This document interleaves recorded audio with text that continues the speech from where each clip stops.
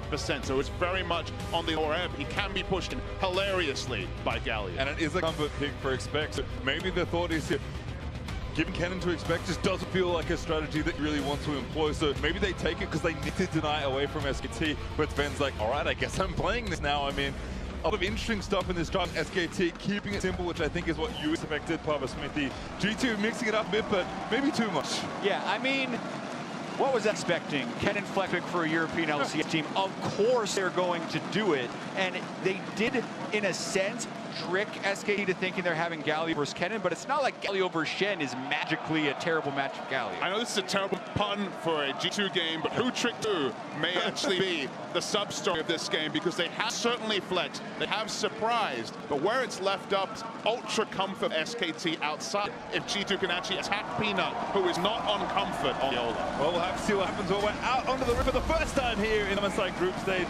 day number 5. Not many games left to play for a lot of these teams. G2 will face SKT one more time. It looked okay for the first 10-15, and then, as very typical for SKT games, it goes downhill quickly. I mean, you say okay, I feel it was good. Honestly, it was first game of the tournament. SKT came in already kind of crowned champions of the mid-season invitational, and G2 took it to them until they made a big macro mistake in the mid-game, which lost them all their early reward. And the start is already better for SKT in this game. That's true. In the first game of the tournament. Faker, as Orianna, was in the brush that Perkz ended up putting his Orianna ball in, so no first blood pre-1 minute in this one. And in that particular game, G2 did still get demolished in the mid-game, and that's one of the most devastating things that can happen to a team, have that good start and then take some very bad map plays, because then everyone feels bad about the strat. Well, we'll see what happens here. Then on the Kennen this time around. To double check if he's played in the EU LCS. Of course, you look at Reckless in that region, there are a ton of players on that champion. It's fun to think about and theory crafting. Seeing more Galio, and you're like, okay, where does Galio fit in? Who will he ulting is kind of the big question, because that heroic entrance is such an iconic ability. Have to feel like if SKT can push up top lane, which you can almost plug and play, almost certainly against the Shen, Olaf can go pretty damn aggressive and have Ragnarok and also the heroic entrance to back up kind of jungle. That's exactly the thing that I think SKT would be banking on if Pina can get ahead in this early game. He has many times on the Olaf. His ability to run people down and having the damage reduction from a Galio ultimate as well as that backup makes him even scary. Top side of the jungle is definitely going to be his friend, so he might actually start contesting. Maybe around second red spawn, when the Galio ultimate's available, he can be pretty Rambo, and it's not quite a twisted fate from mid lane when it comes to backup, but the heroic entrance is right up there with it. Yeah, just a reminder, Olaf gets a lot more attack speed the lower he is on health, so that's why Peanut went so low on blue buff and is staying low. It's a bit of a mind game as far as arrogance goes with the Olaf, staying low and not thinking you're going to get counter jumped. But it is also one of those things where you give over a bit of information about jungle pathing when you're Olaf, because it's pretty predictable for an Olaf start blue, even if it's not necessarily the most obvious path. It's not likely to be a Raptor start with the Olaf, it's likely to be blue. Even though G2 haven't put down deep vision, you can kind of make an educated guess just from the draft of Olaf. Well, just looking at the mini up right now, Trick is going to go ahead and finish off this blue, backing up towards the different camps. So a lot of early jungle farming so far. Other than that, those sidelines for SKT pushed right up. So Peanut's kind of getting covered here if he is kind of farming it out a little more. Perkz does have some traction here mid lane. Trick might be looking for something here. I mean, Ken's strong laning phase is actually more related to the Hurricane and, of course, laning against melee champions in top than in the bot lane. When we had Kennen as an AD carry many moons ago, he had longer attack range, so his actual laning phase actually pretty static, doesn't have AoE really. He's not going to be dubbing into the minion wave to clear with an EW, no lightning rushes offensively, so he's actually going to be pushed in by Twitch, which is a very strange scenario. Exactly, Twitch and Lulu can wave clear fared well. Kennen not matching Twitch, whereas Lulu more likely to match Karma. That's why that lane can be pushed. Not to mention, Hang and Wolf just a more forward in their lane by style than G2 have this turn. I'd argue that if you think of any meta AD carry, even Ezreal, Kennen probably pushes less than Ezreal because it doesn't have the long range or attack and attack speed. The Mystic side is the trades are looking pretty good for SKT, and Peanut is around bot. Yeah, Ignite for Wolf as well, so this lane could get aggressive very quickly. Missy and Ven holding onto their summoners. Peanut looking for a recall, does cancel it. Not going in just yet. Yeah, notice how Peanut saved his smites for the latter half of his jungle clear, so he was then full health in order to go to the river. He was mainly just sitting there in case Trick was there for counter gank. a little disappointed that actually he was there, because Trick had just been in that brush about 20 seconds prior, and it's very rare for a player to re-gank a spot in 20 seconds after doing it like that, but didn't lose much time and was generally there for safety, so a fairly SKT style play, taking a very small negative play for preventing a larger one. Faker takes not the best trade. We have a bit of breathing room in the game as the numbers are kind of recalled. I want to talk a little bit about Twitch, because we talked about Bang being very much favoring the Twitch ever since the final. That was the first time he had taken out this season. One of the reasons why I think SKT is that much better with Twitch than basically any team in the world is even in their losses, which game that only won this tournament, and the early games where they've been a bit wayward, SKT always have junk pressure. It feels like even when they're 5,000 gold behind, they're trying to pressure in, steal away junk camps. It never feels like SKT are only dealing with the dregs of a single Raptor camp, for example. They're always able to push stuff up. And whenever you have map control, which for SKT feels like 85% of the time, the threat of the ambush, how aggressive you can play and how much you have to respect around a Twitch, not even take into account the ultimate and the late game team fight, makes Twitch just that much more of a headache to deal with. And to add a little bit to that as well, Huni and Faker are such threatening soul laners that apply so much pressure. Twitch, when he's at his worst, is getting focused and camped and resources are going to shut him down. But if you do that against SKT, that means you're no longer committing resources to shutting down Huni or Faker, and then they will generally thrive in solo lanes. Well, having a look right now, Perkz actually doing a nice job getting aggressive in the face of Faker, was consistently pushing him back into that turret. Faker has back now, should time as he picks up the lost chapter to get back to the wave, but Perkz, his level 6 is going to try and shove it up. We'll get it back there as well as expect. Wants on a bit of damage back there, but nice Justice Punch into the Winds of War. Just trading back and forth. I don't expect too much to happen here in this 1v1. Yeah, but I do have to credit the Vectorite here actually having a slight minion advantage over Huni. He did expend his teleport to get it, but he'll get back to global presence at level 6. And in a lane where Shen is completely outpushed, it is good to not be denied CS and now has itemized Symmetric Resist to make it difficult to push him out of. It's like a weird scenario to talk about, but the skill of Last hitting now the nerfs have come through to the Q specifically on Shen when it comes to minions. Not talking about the pushing war, we know Galio will win. The last hit's relevant because at the end of the day, on the Galio, you're a bit like a Victor when you get Hexcore. You're kind of eating the wave, and you're not always going to get everything. You're going to get the backline minions, you might miss out on some others. Very much trying to push in his Faker. The worry here is whether or not get wrong. Faker's going to ult in, so is Galio. Give her a try. No, doesn't get a point blank. Perkz doesn't pull the trigger on the ulti, though. Respects the flash Faker, but lives the all in. Oh, ulti's back. Perkz looking for the kill. Gets it down, but here's Galio and Peanut surfing in as well. SKT commit a lot there, but Perkz get out easily. Yeah, Perkz did very well in that instance. He didn't get hit by all of Faker's spells in the all-in because that was kind of the strategy, is Arhi delivered the Galio to the Orianna. That didn't happen, and then to add insult to injured SKT, Huni had to ult defensively, so that hurts both of their soul lanes. Look at this, you two actually outlaning both Faker and Huni early on. I mean, whenever you pile in resources and get no gain, that is net gain to the enemy team, when in this case is G2, so big for them as already does profit from the fact that control ward was put down. So they do have that top side control we were talking about. You know, pathing around top, but not realistically looking for a turret dive. Yeah, SKT, they have been largely keeping it simple, but the execution does go wayward on them. Yeah, and unless Huni can poke down expect, that dive is actually really difficult. The auto attack blocking that Shen can do by pressing his W really limits the Olaf's diving potential unless they send people up there. So actually a very controlled early game, all things considered, for G2. That's why really the strategy for SKT, I think, is to control the enemy top side jungle like we mentioned, because Galio's going to auto push, it's going to miss minions like we've already noticed.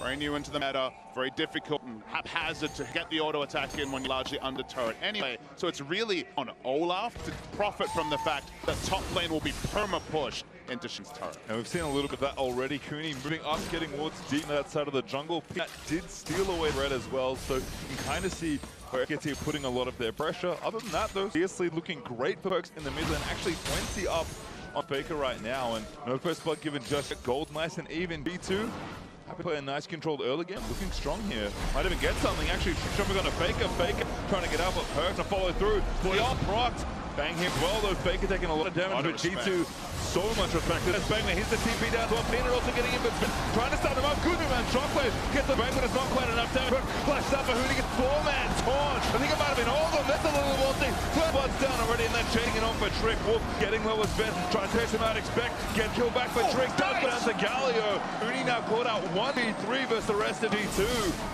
Can he get out of this one? Doesn't have his ult. He's going to get stunned by Sven. He needs to try and run out. Good block on the Justice Punch. Damage is massive, though. Galio doing so much in the early stages, but I think it's enough. There's the taunt. Sven gets another kill. I was Galio already a raid boss when it comes to techiness, the snipe away to get the second kill as well. Who needs... Galio yesterday was monstrous against TSM, and the lead he's got already after a bit of a haphazard laning phase is going to really reward SKT. Yeah, timing on the teleport gives him the 2 kills, but G2 was able to get 2 over, so we were nearly in a standstill before that, and mostly in a standstill after. We're going to watch this one more time, though. The big thing is Bang sneaky's getting in the lane here, because you start fight by chucking Faker low. I was actually expecting a shockwave early on to try and catch Faker, but they're expecting his flash. They don't want to go shockwave onto nothing, but Bang, who surprises them, and then Perkz without summer spells can be run down. I really respect for actually pulling off, expecting Bang to come in, but Hooney's teleport, and then getting basically everyone on the top into the wild growth. No one has health bar or really resources to follow up on it, so it is very much a slow mission, so it's actually relevant that Hooney snatched away the second kill. Otherwise, SKT would have traded down in this scenario. Well, bit of early action, but teams kind of in a whitewash. SKT technically up on goal, but 500 isn't too much here. Drake, the Mountain Drake's still up.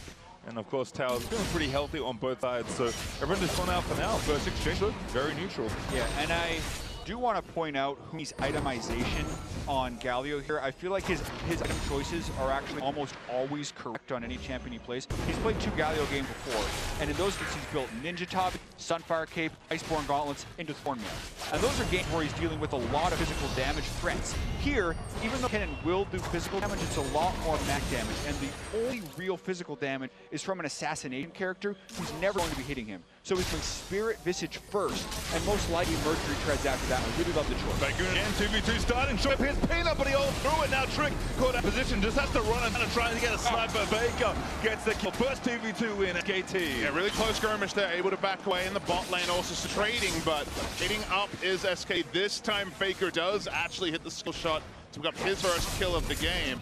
The Orianna shockwave, he really didn't contribute much to DPS onto the hold-up because the ult was already popped. Yeah, and there's much more tankies on the side of SKT. Not to mention, in skirmishes like that, the Ignite can actually turn the tides when the levels are very close. So notice how Faker jumps in, doesn't even get both parts of his Q, and misses his charm. So that's why G2 feel pretty confident, but they didn't focus right, and now Perkz without summer spells. Again, Perkz trying to get back to his tower, but got no chance. Faker naps that charm and gets the kill. Yeah, first charm he hits, but of course got the freebie kill. Now that really tilting strategy of having to walk to lane, walk of shame, the second time after you die, after a repeated gank, and Faker pushes up. Trick's taking a bit of free damage. Another charm. Might look to dive. No, not yet. Just damage on the turret. Great dive. One more. Peter lines it up. Touchdown, Trick. The lead in mechanics coming into the 4 on the cube, and Trick didn't need to walk up. We've seen too many junglers this tournament get disrespectful walking up to line skill shots, and Trick plays the ultimate prize. Situation where you're damned if you do, damned if you don't. He backs away, they give away first turret to Faker, but because he could not dodge the Qs from it or the charm from Faker, he falls. So gets outplayed right there, and that's 0-3-0 Hazard. And now you have to adjust your emotions, because G2 were playing very well through their mid lane, but 2 deaths and the turret going down when they were behind the goal belt lane. 2v2 going to be a 3v2 right now. Here's expect with a stand. Look at the whoop and a great knock up there. He's going to deny that now. Bangs it around, but gets exhausted and stunned. Death. Wolf talked about it's hard for support to make highlight plays. That's about as highlight as you get on Lulu. Interrupting, expect mid-taunt. Oh no, this just feels so bad for the mid laner. Perkz gonna run Perkz down, the ultimate ticking away. Actually ulti there by Perkz, but it's just not enough. Perkz, no tower to get. Here comes Galio. Pina, low on mana, might actually save him, but Hooney is gonna chase it. He's got flash. Perkz gonna have to go towards absolutely no one. Teammates not there, but might just run away far enough as the block cone should get him out. But Trick walks into a Galio. The charm now as well. That's a mistake. Just as much for the knockup. Get up, but Faker's got more than enough dashes for that one. It's not really acceptable to die in that man back to back. You have to say largely Perkz did so much work. Sidestepping skill shots will get out, but his jungler just sweetens the engage for SKT.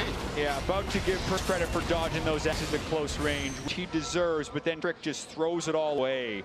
But trying to walk straight into a Galio when his mid laner was nowhere to support. Yeah, 0-4 and 0 stat line for 13 minutes. I mean, these players have very different stat lines. They've been playing different styles of champions, so the DPM stats that, for example, floating around are misleading, but Pina has been on the top, and another one of these wayward early games for Trick. Yeah, unfortunate for Trick. he falls towards the bottom of almost every statistical jungle category in this tournament. Low kills, low damage, low KDA as well. But watching this one, Why does he walk up? he's trying to get a good trade, but he's just not necessarily paying attention to the map. They try to go on Bang once again. Bottom again, 2v2 starting, Bang low. Here's trying to do the damage. He already got Volleymore. They're going to try to back around that damage. Disgusting. It has one for SKT. Midby might make it a second as Wolf is looking for the clutch. Kidlands get it. Now going to lay the autos in the trick down here to try and turn it around. Midby grabs the fight, but here's Perkz down as well. Flash out from Bang. TP'd up from SKT. Peanut forces Perkz on the other side of G2. Back towards her out of top. Peanut. She's going for a dive here. G2 getting real far back. Now it feels like every lane on the map is collapsing for G2. The mid lane was what the bastion of hope. The two ganks and the turret going down really removed that. Now Orianna will be roamed on very comfortably by Faker. You know, so little Expect can do at bot lane, and even in the top lane, sorry, and bot lane already also feeling the brunt of the pain. And these are the disaster early games you hope to avoid. Expect was holding up in the top lane for quite a while, but Huni has made such a large impact on the rest of the map. Since then, you're seeing some advantage, and also outplays by pretty much everyone else on the SKT lineup. And that's kind of been the thing for SKT this tournament, has been the casual sidesteps on skill shots that we don't necessarily see with any regularity from other teams. The interrupt from the Wild Growth also going to see a replay. This was once again G2 opting. They wanted to have a pressure, but they wanted to be winning in at least a single lane. But Bang turns around. We know what Lulu can do, and a crit comes through from just the Brawl's glove, and that cements the first kill. Yeah, even though G2 were the ones to engage that, they weren't even close to being able to win that fight. So that was definitely one of those situations where they really felt the need to make a play. And I think we're hoping they could catch Bang with a Wolf there. But Wolf was in Fog of War, I believe, and surprised them. And now it feels like we kind of have to take a step back, because we have to remember that, okay, G2 probably penciled in this game as a loss. SKT came in heavy favorites. To me, the real question is, can G2 stabilize the rest of the game? Even in a loss, they cannot have a scenario where Trick eyes another 5 times in the next 10 minutes. They can't have a scenario where lanes are just trying to make individual plays and lose sight, because they have a must-win game coming later in the day, and it's stabilization, even if the result won't stabilize, it is necessary for G2, given the context of the tournament. Well, not looking great so far. 7,000 gold up for SKT, 4 turrets to nothing. I think Perkz has to feel so frustrated because Arhi, despite being behind, has made so many other plays. I mean, Faker is pretty good when you have Peanut as your jungle backing you up and Huni as your Galio coming down from top lane. But this happens where Huni is back to trading and Expect he's not winning. There's no pressure. There's nothing he can do to push up, and of course the lanes have kind of disintegrated already, so Bang is there looking for a kill anyway. There's no good decisions left, really, for anyone on the side of G2. It's just what SKT leave up to them while they make plays around that. Yeah, and it's just SKT looks like when they're actually angry. Because they did drop that one game, and this is now a 7,000 gold lead to 17. It's one of the biggest in the entire tournament. Peanut, in particular, continue to just add to his stat line. As far as stats within the first 15 minutes of the game, Peanut has only died a single time this tournament, and now has 28 kills in the, or sorry, 25 kills in that moment. So just incredible stats. And we can even widen that stat line, Jack. He has 48 kills now in the tournament, most of any player in the group stage, and he has 10 deaths, only 10 deaths, and now coming up to 9 games. The least deaths and the most kills. It's just insanity from the jungle. Where often you might be second or third most deaths on the team. SKT stealing away the red buff. I did notice Mountain Drake is still up, and that's just how much SKT have been playing in these skirmishes. No one's going towards the Drake. SKT, we're taking the towels without them. We don't need it. Yeah, and another thing that's a little surprising to many about SKT in this tournament is how low the ward numbers are as Faker gets jumped on clearing a ward. It's okay, they can just use the ult to get out. Yeah, is how low their ward numbers are, but I do want to point out their trinket choices. In almost every single game, Faker is going sweeper. Almost no other mid-laners are going sweeper, and as a result of that, his wards are extremely low. But also, he's not buying that many control wards. You can see he's sitting on his refillable potion this in the game. You can argue that SKT is so pushed up on the map so often and recalling so infrequently that they're just buying fewer control wards, but also they're almost always with triple sweeper because the name of the game is denying vision rather than acquiring it because they're human wards later in the game. And what was our storyline for Peanut in 2016 on the Rocks Tigers? The battle ward. He was warding by being in the face of enemy jungle. Well, at about 5 battle wards it feels like right now for SKT, so they could at least been afforded to be a lot more conservative with their ward usage. Means all that gold lead already around 8,000 is put into damage. That's why it's time for skirmishes at any point. G2 hoping for something optimistic perhaps in the top lane. 3 people Just hitting in that middle brush in the top lane, but Wolf getting some wards done. I think hitting the clan, making sure they have enough vision. And G2 might be here for a long time, hoping a customer comes through, but can hit the recall button and not get anything out of the play. SKT doesn't need to go there. You know, they don't need to go there. They have some information about what brushes cross. They may have an idea what side of the map the enemy is on. That's why you can see Faker already popping. The sweeper already shooting his Q through brush, because why give over anything? That's what they probably criticized for so much yesterday, was what gave away, and today was about tightening the fundamental going into the bracket stage. Yeah, they also had the buddy system right there. Wolf was hanging just far enough back, and that's kind of what he's doing in the bottom lane with Ben there that allowed him to turn the 2-2. Well, here we go though. Starting stage United on this Faker looking for the 1v1, going to be a 2v1, no, 3v2. SKT, of course, there first as Mid going to join and try and save the teammates' Perk. The Trishot barely gets Wolf, and Ben just gets annihilated by Peanut, the wild growth, keeping on up to everything else in G2. Every bit going wrong, and here's Bang. Monster flank here from the Twitch. Beck does get the taunt up. Perkz does take out Wolf on the other end, but Bang's firing away. Looking for Mithy, but here comes Bang. I think a little too far forward. Does go down the tree. Bang is dead as well. G2 finding some kills. SKT's aggression will cost them Peanut. Turn 5, but he's dead also. Homer will definitely leave this game with at least one replay he wants to draw his charges' attention to. Very sloppy play, given that Galio clearly was not going to be grouping in. G2's actually going to stop Baron. Yeah, it's or die for them. It's 20 minutes. They want to do Baron. They just killed 4 people. They're still down 7,000 gold. There is a very big Galio about to disrupt this. That is not the template I expected, but Sven actually bottom lane can't join. Before we G2 right really now want to try and get it in any way possible, but Huni is going to disrupt. We're going to take up Perkz. G2 have to pull off Baron, and Huni, the great TP, despite not joining the fight, does get G2 off Baron. Still a big mistake there by SKT, over pushing. They've had so much success taking odd number fights when they're this far ahead. Let's watch one more time. Sven is able to survive the initial onslaught, and that's key. Yeah, they open up against Shen Ultimate, but they had 2 people coming in, also the Twitch ready for stealth. To understand start, Sven is deleting. Okay, SKT have a big gold lead. This is fine. Bang sets up for engage, but actually gets very low value. So it comes out stealth, starts the ultimate, expects taunt hadn't been used. It's used effectively, and look at how many auto attacks Bang loses out on. He actually puts out relatively little damage in this fight. Yeah, exactly. Bang was hoping for the amazing flank behind them, but G2 actually pushed up beyond that point. If Bang opens up in a different position this fight, I feel like SKT actually wins it if he opens up on Perkz' Orianna, but he chose an area very close to Shen, didn't expect to still have taunt, and he pays the price. And it's one of those awesome little situations where to be a fly on the wall on why Huni never teleported, because you have to imagine he got hold from his team to just take the turret, don't worry about it, we'll get out, or we'll trade up. Either way, a call somewhere along the line seemed to be wrong, even though he did get the bot lane objective. Things at it again. Ulti going to be plucked on Ben. Perkz here to try and protect. Too much damage. Burns there for the poison. Bang. Yet another one. Well, Snowball looks like when you have the extra items. Running in again. SKT looking for a tower dive. Actually, no flash. Does shotgun the Faker. Time going to miss. The Peanut's going to run for it. Ragnarok. Mulnovi start. There's a shutdown. You're afforded to make mistakes like SK Telecom did 3 minutes ago. When you have an early game like SK Telecom did in this game, they can get away with mistakes. Will they be able to do in the bracket stage? That part is up for debate, but given this early game, they're still going to be comfortably in the league, almost 10,000 gold.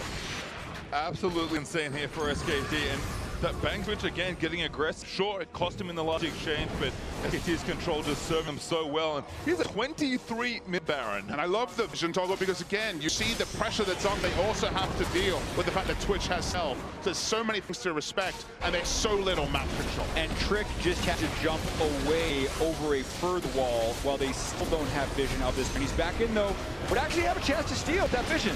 Not quite there. Trick needs to get back, but his mind's already down, and now Trick's just caught out of position. Faker on with the ulti, ready to chase. It's KT. How far do they want to go? Faker instant shot takes down Trick, and they get a pick for their trouble after the Baron is back. Still chasing, wants revenge on Mithy, perhaps after the last exchange. No Shen around this time. Mithy running back towards his teammates. And they're going to take this quick trip back to the base and maybe try and prep themselves for a final push. 1-3-1, they have the Galio, can join the other lane if they decide to dive. This size of goal lead at 24 minutes, you actually don't often see. So SKT going to try and push. And you can't even say words like the outscale word or anything for the side of G2. It is Ken and AD carry. We scrutinize the comp when they went for the Shen last pick, saying, well, in the mid game, it could be impressive if somehow Shen is massively ahead, if Hennon's massively ahead. But that was literally the only real win condition, barring catastrophic mistakes, you just aren't really assigned to SKT. Exactly, and bot lane Kennen is still about the split push. It's just a different way of trying to get there instead of throwing him in the top lane. When you fall that far behind in the early in the game, you just never have the opportunity to set up the split push and never get an advantage in any of the side lanes. And in general, the amount of time SKT are out on this map, these are long shifts for these boys. But putting in overtime and Bang tilting forward again, he's like got actually no team behind him. And he's still confident going in, maybe looking for a pick. Actually opens up on a Perkz. Faker on the outside, hoping they take the bait. Not this time. It was really fun watching Bang's movements because it felt like any two was golden. When they saw the third person roll in, he was like, okay, maybe I'm going to step back. This is the same Twitch we saw in the grand final, walking up to a Malzahar in a mid lane, being like, well, I'm going to be fine. I QSS, I'm going to get a double kill. And when you're that far ahead on Twitch, it's why teams have been banning away the Twitch, because map control plus something like this, a hype carry that can come from stealth, is just the biggest headache ever for G2. Pressure continues. Peanut slaying people, staying at it. It's not quite going to be enough.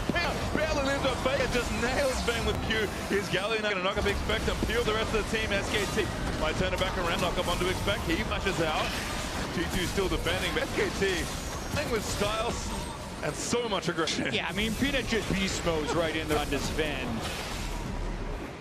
It feels unfair when Peanut's this far ahead running at your carries. I mean, what can you do? They have a Shen ulti and it's still not even close to enough with Faker there. And it's on the Olaf. They targeted him so hard, yet he still found comfort on a pick he hadn't played all year. SKT will finally break the base.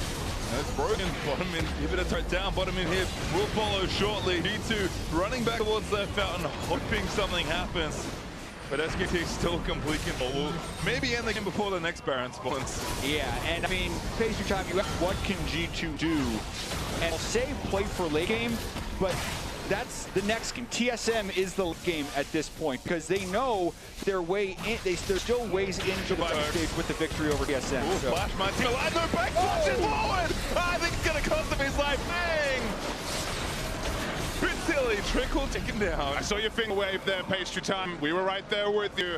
Unnecessary mistake, but again, going to be consequential. You'd have to imagine the context of the fight.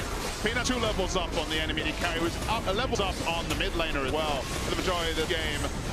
Clean up the kill. Peanut gets out. I'm surprised that Ben waited so long to flash. Peanut was going to have to take time to clear onto him. The taunt would still technically be able to reach the Olaf. Speaking of, this is the replay, right? Peanut out again here. Actually, 1v3 running away. Good shot with there after the Ragnarok ways. Peanut goes down and says, all right, starting to get a little bit sloppy.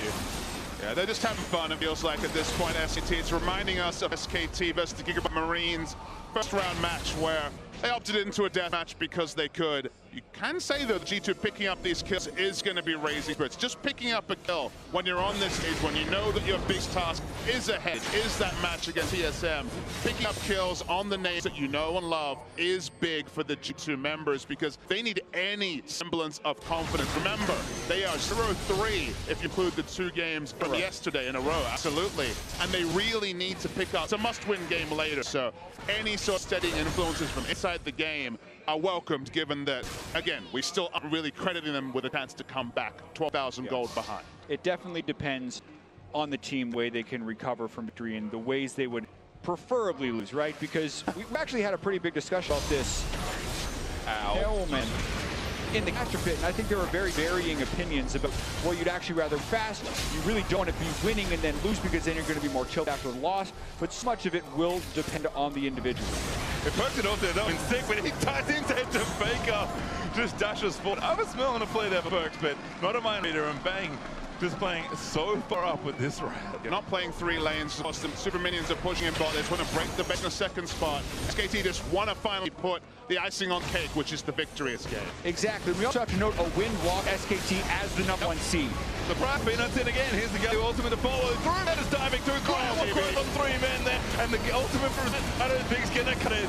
Hooney's still missing him down. There's a couple that already 2 for the G2 is in fact they're going to be the next target. Hooney drops a punch to the fountain, gets the taunt back down as well. Faker still guiding forward, just skirting around the foul laser. Expect flushes back into his own fountain just to not die. I don't think you'd ever heard those words played by late pastry time, but that's what had to happen. They're waiting for the minion wave. They're looking to finish the game. SKT are in red ball. Game looking to go to before the next Baron. We've got about a minute to do it. Faker finds Perkz to links him off the map. It's the right next to starts gonna fall. Faker looks for a second time, doesn't get it onto Mindy, but Peanut and Wolf are doing the business they need to do. Hooney throwing him away. The next exposed at SKT dominate G2 to lock it first.